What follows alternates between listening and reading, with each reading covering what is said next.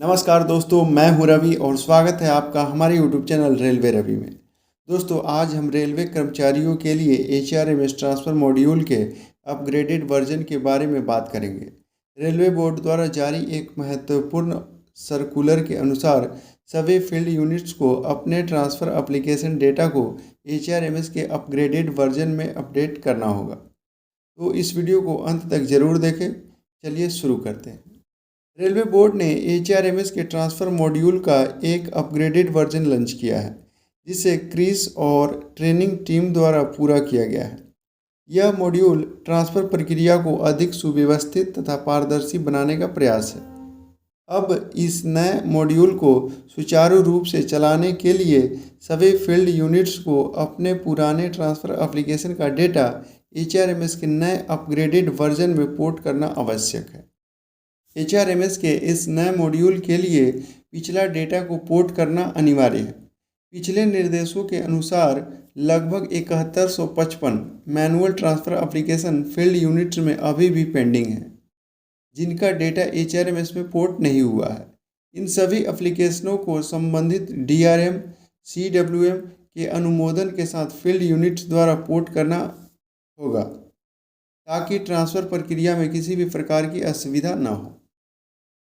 दोस्तों, अब जानते हैं इस प्रक्रिया को पूरा करने के चरण के बारे में। तो पहला चरण है इसका, सभी फील्ड यूनिट्स को कैडर से संबंधित सभी जरूरी जानकारी जैसे कैडर कोड, सीनियरिटी लिस्ट और गंतव्य यूनिट का विवरण एचआरएमएस में दर्ज करना होगा। दूसरा चरण है, इन सभी विवरणों को पोर्टल में सही तरीके से भरने के बाद इसे संबंधित एपीओ के माध्यम से तय तारीख पर अपलोड करना होगा, जैसे कि एनेक्चर बी में उल्लेखित है। और तीसरा चरण है, एक बार सभी जानकारी अपलोड हो जाने के बाद फील्ड यूनिट्स को यह सुनिश्चित करना है कि सीनियरिटी लिस्ट में दिए गए सभी डेटा सही तरीके से पोर्ट हो गए हैं। दोस्तों, रेलवे बोर्ड ने इस प्रक्रिया के लिए एक समय सीमा निर्धारित की है, जिसमें सभी फील्ड यूनिट्स को अपने अपने डेटा को एचआरएमएस में निश्चित समय पर अपलोड करना होगा। इस प्रक्रिया को सुनिश्चित करने के लिए कोई दूसरा अवसर नहीं दिया जाएगा, इसलिए सभी यूनिट्स को समय पर इसे पूरा करना अनिवार्य है। अंत में रेलवे बोर्ड ने यह भी निर्देश दिया है कि सीनियरिटी लिस्ट का सत्यापन क्षेत्रीय और फील्ड यूनिट्स के अधिकार क्षेत्र में आता है। किसी भी प्रकार के विवाद की स्थिति में इसे स्थानीय स्तर पर ही सुलझाया जाएगा। तो दोस्तों, अब बात करते हैं एनेक्चर बी के बारे में। तो इसमें आउटगोइंग प्रायोरिटी और इनकमिंग प्रायोरिटी दोनों का अलग अलग समय और अलग अलग जोन के अनुसार यहाँ पर लिस्ट दिया गया है।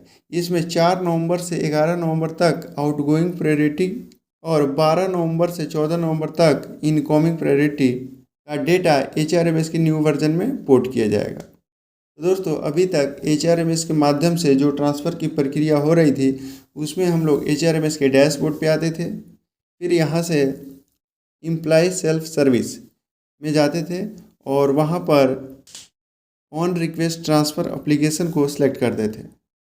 फिर उसके बाद ये पेज खुलकर आ जाती थी। यहाँ से न्यू एप्लीकेशन पर क्लिक करते थे। फिर ये न्यू एप्लीकेशन का पेज खुलकर आ जाता था। इसमें ट्रांसफ़र डिटेल्स में टाइप ऑफ ट्रांसफ़र में इंटर डिवीज़न, इंटर रेलवे और इंट्रा डिवीज़न तीनों ऑप्शन यहाँ से मिलता था और यहाँ से हम लोग सेलेक्ट करके और अपना ट्रांसफ़र एप्लीकेशन सबमिट कर लेते थे। लेकिन अभी यहाँ से इंटर डिविजनल और इंटर रेलवे ट्रांसफ़र हटा दिया गया है। अब ये ट्रांसफ़र की प्रक्रिया हाल ही में लॉन्च हुए अपग्रेडेड वर्जन के द्वारा किया जाएगा, तो उसे भी देख लेते हैं। दोस्तों, अब ट्रांसफ़र की प्रक्रिया एचआरएमएस के अपग्रेडेड वर्जन के द्वारा किया जाएगा। तो इसके लिए डैशबोर्ड पर आ जाएंगे और यहाँ पे आप देख सकते हैं ट्रांसफ़र न्यू करके एक नया ऑप्शन आपको दिख रहा होगा। तो इस पर क्लिक करेंगे। क्लिक करने के बाद ये एक्सेस डिनाई दिखाएगा, क्योंकि अभी ये पूर्णतः चालू नहीं हुआ है।